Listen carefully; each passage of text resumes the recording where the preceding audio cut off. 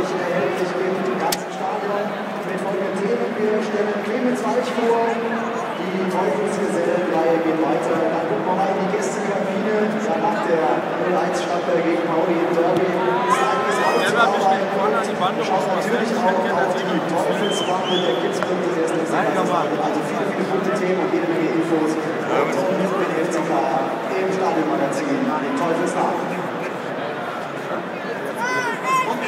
Wir haben einige Termine für Sie. Morgen spielen wir im Sportpark Rote Teufel gegen Eintracht Frankfurt. Spielbeginn 12 Uhr, Sportpark Rote Teufel, A1 Union, morgen früh.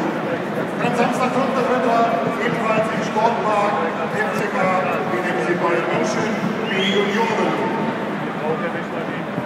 Samstag, 5.3. 14 Uhr, hier im Stadion FCK, Zweitmannschaft gegen Schalke 04, 2. Dann Samstag, 5.3. 5:30 Uhr, Merzberg Arena. Das nächste Meisterschaftsspiel unserer Profis bei der Frankfurter Eintracht. Und natürlich gibt es einen Sonderzug. Die Abfahrtzeiten sehen wir jetzt an der